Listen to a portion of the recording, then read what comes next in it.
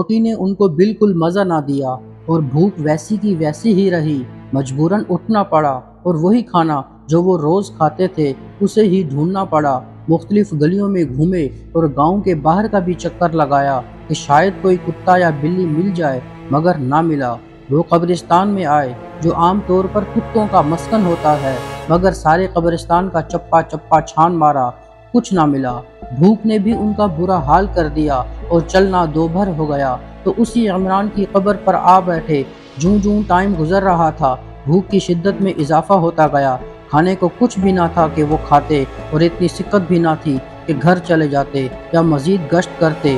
सोच सोच कर पागल होने लगे, खाना कहाँ से ढूंढा जाए, मगर अकल में कुछ ना आया।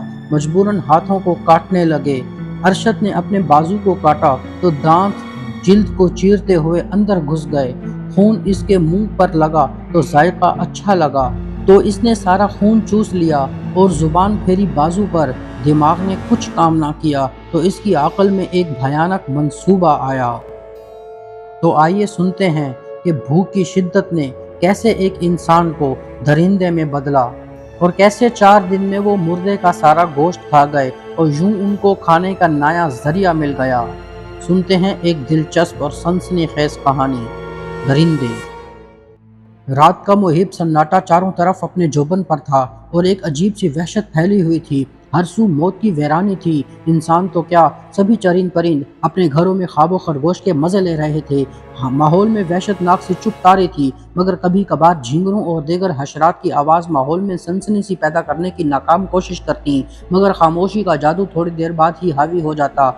और उस दिन चांद भी नहीं निकला। चांद की आखिरी रातें थीं। सर्दी से सब ठठर रहे थे और अपने घरों में अपने बच्चों को सीने से लगाए तमाम जानदार आराम कर रहे थे। ऐसे में अचानक कब्रिस्तान की 10 फुट ऊंची दीवार से एक निकाब पोश ने कब्रिस्तान के अंदर छलांग लगाई। इस बार आवाज़ कुछ ज़्यादा निकली तो कब्रिस्तान के हशरात ने उसकी आवाज़ को सुना और चीख चीख कर छाई खामोशी को तोड़ डाला। झींगरों की भयानक आवाज़ कब्रिस्तान में गूंजने लगी। दोनों निकाब पोशों ने एहतियातन इधर उधर देखा, जैसे यकीन कर रहे हों कि उन्हें किसी ने नहीं देखा। थोड़ी देर इत्मीनान कर लेने के बाद उन्होंने दीवार पर हाथ मारा तो उनके हाथ में एक कदाल आई, जो उन्होंने शायद नकब लगाते वक्त दीवार पर रखी थी। कदाल उठाने के बाद एक निकाब पोश तेजी से कब्रों को फलांगने लगा और एक सिमत में चलता गया। दूसरे निकाब पोश ने उसकी तकलीद में कदम बढ़ाए। अगला नकाब पोश निहायत ही तेजी से कदाल हाथ में लेकर उसकी मदद से कब्रों के इर्द गिर्द कीकर के कांटेदार शाखों को खुद से बचाता हुआ एक सिमत रवां दवां था। पिछला भी उसकी तकलीद में निहायत ही तेजी से कदम उठाता हुआ खुद को कांटों से बचाता हुआ उसके साथ साथ चलने की कोशिश में था, मगर अगले की रफ्तार काफी ज्यादा थी। इसके साथ साथ चलते ही वो तकरीबन दौड़ ही रहा था। चलते चलते वो एक ताज़ा सी कब्र के पास आकर खड़े हुए। पिछला नकाब पोश गिरता पड़ता उसकी जगह आकर ठहर गया। सख्त सर्दी के बावजूद उनके चेहरे पर पसीना आ गया था, जिससे उन्होंने अपने नकाब से उतार कर फेंका। यही कब्र है ना जिसे आज दफनाया गया है? पहले वाले ने पूछा। हाँ हाँ यही है, दूसरे ने जवाब दिया। अच्छी तरह तसल्ली कर ली है ना तुमने? हाँ हाँ, मैं सुबह खुद ही आया था जनाजे के साथ और कब्र मुकम्मल होते वक्त तक यहीं खड़ा रहा। मुझे यकीन है, और मैंने इसी कब्र पर अपनी निशानियां लगाई थीं। अब खोदो भी सही, भूख से बुरा हाल हो गया है। सुबह से इंतजार कर रहे हैं, मजीद इंतजार मत करवाओ यार। खोदो शाबाश, दूसरे ने निशानदही करते हुए उगताए हुए लहजे में बोला। ठीक है, मैं खोदता हूँ, तुम इधर उधर का चक्कर लगाते रहना। ऐसा ना हो कि हम बेखबर रहें और कोई हमें दबोच ही ले। जब मैं थक जाऊं तो तुमको हल्की सी सीटी से इशारा कर दूंगा तो तुम खोदना, साथ मिलकर काम करेंगे। मैं अकेला नहीं खोद पाऊंगा। ठीक है, वक्त ज़ाया मत करो, दूसरे ने तेजी से कहा। वो एक तरफ चलने लगा। वो दूसरे को प्रोटेक्शन देना चाहता था ताकि ये काम उनका राज में रहे और वो इत्मीनान से अपना काम कर सकें। पहले वाले ने अपना नकाब उतारा और कदाल का एक भरपूर वार इसने ताज़ा कब्र पर किया और मट्टी कब्र से हटाने लगा। ना जाने कौन सी वो बात थी जिसके लिए वो इस होलनाक और वहशतनाक कब्रिस्तान में आकर एक ताज़ा कब्र को खोद रहे थे। कदाल की एक भरपूर ज़रब कब्र में मौजूद मुर्दे को और उस शख्स के दरमियान फैली हुई मिट्टी को बतदरीज कम कर रही थी। वो बड़ी तेजी से हाथों और बाजुओं का इस्तेमाल कर रहा था। उसके पसीने छूट रहे थे। सख्त सर्दी में भी इसे गर्मी लग रही थी। वो निहायत ही इत्मीनान से और तेजी से कब्र खोद रहा था। वो जब थक जाता तो 2 मिनट तक जरा ठहर जाता, फिर दोबारा से अपने काम में मगन हो जाता। जब वो कब्र को आधे से ज्यादा खोद चुका तो उसकी हिम्मत जवाब दे गई। वो काफी थक गया था। इसने हल्की सी आवाज में सीटी निकाली यानी सीटी बजाई और कदाल हाथ में पकड़े कब्र से बाहर आ गया। निकाब पोश ने दूसरे को कॉशन दिया, इसलिए कि अब दूसरे ने खुदाई करनी थी और ये प्रोडक्शन देने वाला था। ये सुन के वो तेजी से पहले वाले की जानिब आया। इससे कदाल लेकर वो तेजी से बकिया काम को पूरा करने लगा।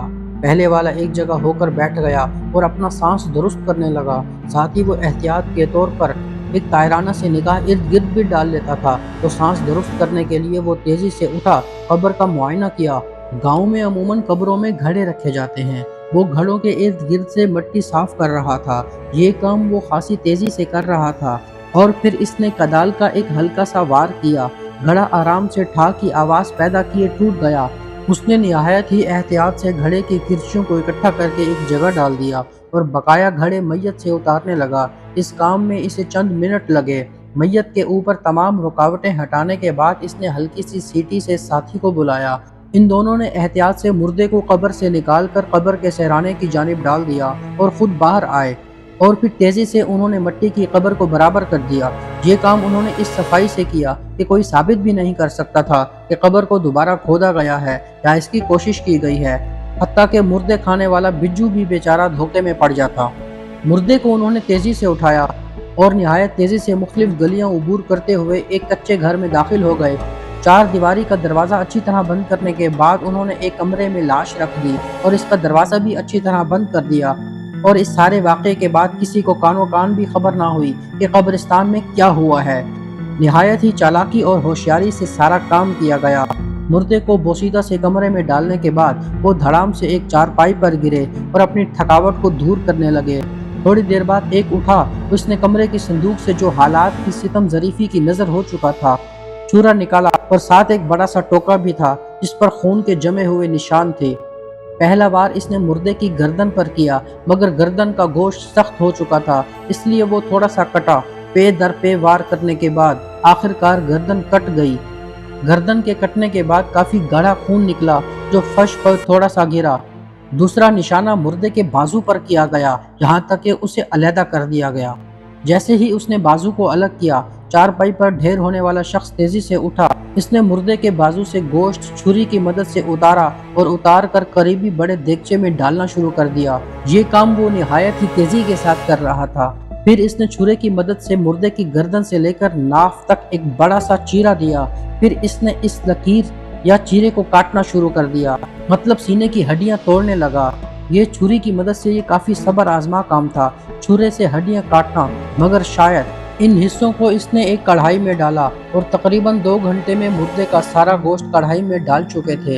इनमें से एक बाहर निकला। इसने करीबी घड़े से पानी एक बोसीदा सी बाल्टी में उंडेला और अंदर ले आया। दूसरे ने कदाल उठाई और सेहन को एक तरफ से तेज तेज खोदने लगा और इंतहाई लंबा और चौड़ा खोदने के बाद वो अंदर आया। मुर्दे की हड्डियों को जमा किया और चादर में डालकर इसने जमीन में डालकर चादर एक तरफ रख दी और मिट्टी को बराबर कर दिया। दूसरा इस दौरान आग जलाकर देगचे में गोश्त को पकने के लिए आग पर रख चुका था। पानी को आग की तपिश मुसलसल भाप की शक्ल में दे रही थी और पानी इंसानी गोश्त को भून रहा था। और थोड़ी देर बाद एक मुट्ठी पिसी हुई लाल मिर्चों की और एक चुटकी भर नमक देगचे में डाली। थोड़ी देर बाद तमाम गोश्त पक चुका था। इसने वो देगचा उतारा। इतने में सुबह का उजाला नमूदार हुआ। वो दोनों चारपाई के आमने सामने बैठ गए। देगचे को उन्होंने अपने सामने रखा और फिर एक बोटी निकाल कर खाने लगे। इस दौरान इन दोनों में थोड़ी सी बहस भी होती रही। गुफ्तगू का मौजू यही मुर्दे और इनका गोश्त था। वो खाते रहे और गोश्त उनके जिस्म में मुंतकिल होता गया।